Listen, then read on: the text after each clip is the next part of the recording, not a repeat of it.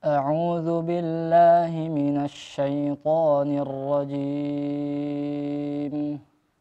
بسم الله الرحمن الرحيم. Yang keenam dari pembatal puasa, ya, at-taqayyu'u 'amdan wa huwa ikhraju ma fi al-ma'iddati min ta'amin aw sarabin an tariqil fa'. Yang keenam dari pembatal puasa adalah at-taqayyu'. At-taqayyu' maknanya apa? Muntah.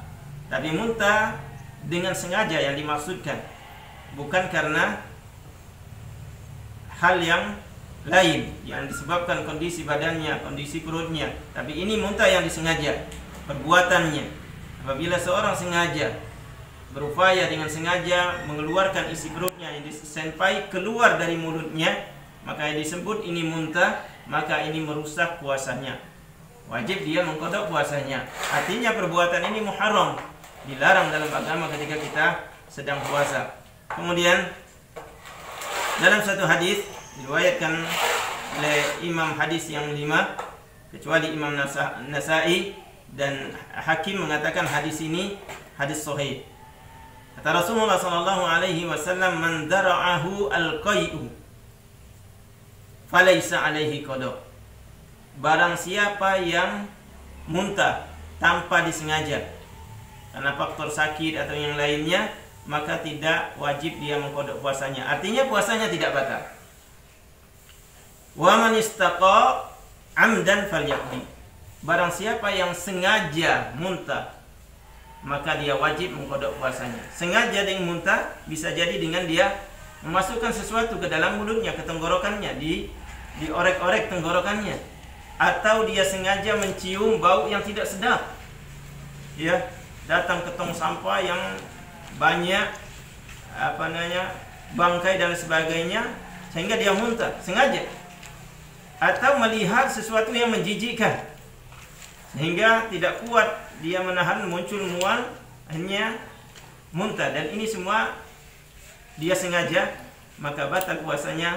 Wajib dia untuk mengqadha puasanya pada hari-hari berikutnya. Kemudian yang terakhir yang juga harus kita ketahui dari hal yang bisa membatalkan puasa kita adalah berkaitan khusus dengan wanita. Nah, perlu wanita, ibu-ibu, ya, mbak-mbak, ummahat, akhwat harus paham di sini, yaitu tentang haid dan nifas. Khuruju damil haid wan nifas. Seorang ketika dia puasa datang haid atau melahirkan, otomatis di situ tidak boleh dia puasa. Apabila dia puasa, puasanya batal. Sekalipun hanya tinggal berapa detik, berapa menit mau menjelang maghrib, datang haid, nyata darah keluar, maka di situ puasanya batal. Tidak usah nanya lagi. Sudah paham bahwa batal puasa. Ustaz, tinggal berapa menit saja, walaupun berapa menit, batal puasanya. Kenapa? Karena di situ ada mani, ada penghalang dia untuk meneruskan puasanya, yakni haid, dan wajib dia mengqadha puasanya pada hari-hari berikutnya. Dan nifas, wanita yang melahirkan, hukumnya sama dengan haid, dia tidak boleh puasa. Apabila dia melahirkan ke tengah Ramadan, dia dalam keadaan puasa, puasanya batal. Nah, selama dia haid, dia tidak boleh untuk puasa. Apabila dia puasa, berarti dia sengaja melanggar langgaran Allah Subhanahu wa taala. Bukan pahala yang dia dapatkan, justru dosa. Dan di sini sebagaimana disebutkan dalam hadis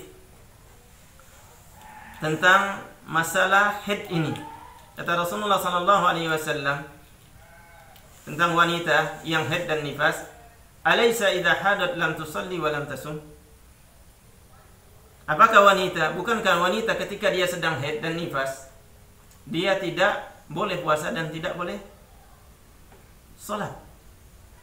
Ini ada pertanyaan hadis sebelumnya tentang wanita itu akalnya kurang, agamanya kurang. Akalnya kurang karena dia persaksiannya sebanding satu laki-laki, dua perempuan. Dan agamanya kurang karena sebagian dari waktunya dalam sebulan mesti ada yang hilang. Tidak puasa dan tidak sholat. Kata Rasulullah, "Idza hadat lam tusalli wa lam tasum." Apakah mereka apabila haid atau nifas mereka tidak boleh puasa dan tidak boleh sholat? Untuk puasa wajib dia mengkodok pada bulan berikutnya, hari-hari berikut setelah Ramadan, dan sholat tidak wajib kodok. Karena dalam satu riwayat di dalam Sahih Bukhari dan Muslim juga, datang seorang wanita bernama Mu'adzah kepada Rasulullah sallallahu alaihi wasallam. Kata dia, "Ya Ummul Mukminin, ma balu al-haid taqdina as-shaum wa la taqdina as-shalah?" Kenapa wanita kalau dia haid, dia diperintahkan untuk mengkodok puasanya dan tidak diperintahkan untuk mengkodok salat? Ada curiga pada Ummul Mukminin radhiyallahu an Aisyah. Kata beliau, "Aharuriyatun ant?" Apakah engkau seorang Khawarij? Pertanyaan ini untuk mengakal-ngakali agama, mencurigai agama. Dia katakan, "Tidak, wa innama as'al." Saya semata bertanya untuk mengetahui hukumnya. Kata Ummul Mukminin Aisyah radhiyallahu an, "Kana yusibuna dzalik." Yani fi hadis Nabi sallallahu alaihi wasallam, kami juga haid di zaman Nabi sallallahu alaihi wasallam, fa umirna biqada'us shaum wa la nu'maru biqada'is shalah. Kami diperintahkan oleh Rasulullah sallallahu alaihi wasallam untuk mengkodok puasa dan tidak mengkodok salat. Kenapa? Karena kalau salat juga diperintahkan kodok, niscaya taklid, beban yang tidak mampu untuk dilakukan. Bayangkan kalau seorang haid sampai 7 hari, sampai 15 hari, ada yang sampai 15 hari. Setiap hari dia meninggalkan 5 solat, dikali 15 hari, sekian ratus solat dia harus kodok. Dan agama Allah ini tidak membebani hambanya di luar batas kemampuannya. Allah mengatakan, "La yukallifullahu nafsan illa wus'aha." Ini rahmat Allah Subhanahu wa taala.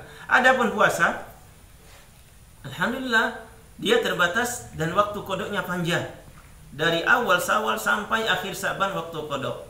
Boleh dia mutatabi, boleh berurutan, dan boleh juga secara terpisah. Waktunya panjang. Dan ini rahmat Allah Subhanahu wa taala. Kaum muslimin dan muslimat, sebagai penutup perlu juga kita ketahui, dan ini penting berkaitan dengan mukaffirat ini, agar kita tidak memberikan pemahaman yang keliru kepada orang-orang yang di sekeliling kita, apalagi mereka dalam pemahaman agamanya minim. Ketika kita bertanya, kita salah. Artinya apa? Tidak semua tadi mufattirat, pembatal yang 7 tadi otomatis apabila seorang jatuh di dalamnya dia batal puasanya dan wajib qada.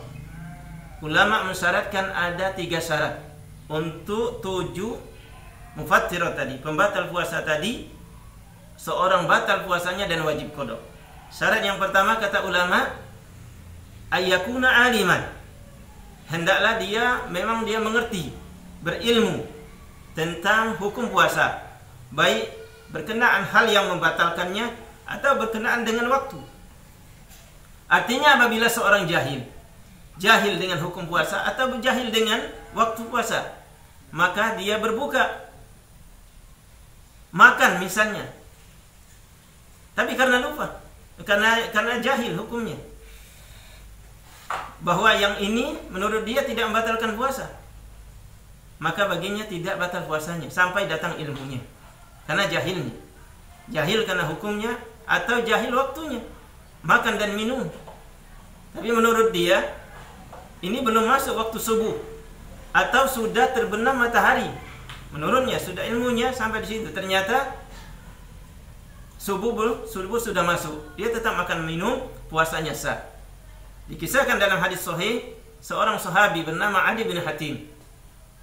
Suatu hari dia di rumahnya menaruh 2 ekor, 2 tali ditaruh di bawah bantalnya. Dia lihat makan dan minum terus. Dilihat talinya ini masih warnanya sama, tidak ada beda. Setelah membaca ayat Allah Subhanahu wa taala, "Wa kulu washrabu hatta yatabayyana lakumul khaytul abyadu minal khaytil aswad." Makan dan minumlah sampai kalian bisa membedakan antara tali hitam tali putih. Adi bin Hatim taruh ini, sahabat ini, 2 tali ini yang hitam dan putih di bawah bantalnya. Dia makan, dilihat masih sama hitam. Makan lagi hitam, padahal di situ mulai terang. Karena dia dalam ruangan gelap. Sampai jelas warna hitam dan putih baru dia berhenti makan. Datang kepada Rasulullah pagi-pagi, kata Rasulullah, "Walaysa dzalik." Bukan seperti itu. Innama bayadun nahar wa sawadul lail. Yang dimaksud ayat Allah hatta tabayyan lakumul khaytul aswadu minal fajr, sampai jelas antara malam dan siang, kata Rasulullah, bukan jelas antara warna tadi. Jelas antara malam ke siang, sudah masuk siang, masuk waktu subuh. Nah, di situ tabayyan, jelas bagi dada ilmunya, maka batal puasa kalian apabila makan dan minum pada waktu itu. Artinya apabila ilmunya belum sampai, sekalipun dia makan sudah waktu fajar, tapi baginya belum masuk, menurut ilmunya puasanya sah. Ini maknanya tabayyan, hatta jelas, gitu ya. Ini kenapa? Karena dia jahil waktu. Ini yang pertama. Yang kedua, zakiran. Syarat yang kedua, dia makan dan minum atau melakukan pembatal yang lain dalam keadaan sadar, batal puasanya. Tapi kalau dia lupa, nasian, tidak batal puasanya. Rasulullah SAW dalam satu hadis, berikan Abi Hurairah, hadis dalam Sahih, Rasulullah mengatakan, man nasiya wa huwa sha'im fa akala wa syariba. Barang siapa lupa, dia puasa, lupa makan minum, falyutimma shaumahu, dia sempurnakan puasanya. Fa inna ma at'amallahu wa saqahu. Karena itu rezeki dari Allah, Allah yang memberi makan dan memberinya minum. Nah, syarat yang ketiga yang terakhir, bahwa puasa kita batal apabila kita melakukan pelanggaran tadi, hal-hal yang batalkan puasa apabila kita lakukan mukhtaron, ayyakuna mukhtaron, pilihan kita, bukan mukrihan, bukan terpaksa. Artinya apabila kita dipaksa, diancam, nih kamu harus makan, kamu harus begini dengan suami istri, dipaksa dalam bulan Ramadan, tanpa dia menginginkannya, dia lakukan makan dan minum dengan terpaksa, maka puasanya tidak batal dan tidak wajib qada baginya. Insyaallah kaum muslimin yang dimuliakan Allah, ini berapa poin? Ini ada 7 poin yang berkaitan dengan hal terjaganya puasa kita. Mudah-mudahan ini bagian ilmu kita sehingga puasa kita betul-betul sesuai dengan perintah Allah dan tuntunan Nabi kita Muhammad SAW. Dan mudah-mudahan amal kita, puasa kita, qiyamul lail kita, tilawatul Quran kita, dan seluruh amal soleh kita diterima oleh Allah Subhanahu wa taala, diampuni dosa-dosa kita, dan kita dibebaskan dari azab Allah Subhanahu wa taala yaumul qiyamah. Subhanakallah wa bihamdika asyhadu an la ilaha illa anta astaghfiruka wa atubu ilaik. Wa sallallahu ala nabiyyina Muhammad wa ala alihi wa sahbihi ajma'in. Walhamdulillahi rabbil alamin. Wassalamualaikum warahmatullahi wabarakatuh.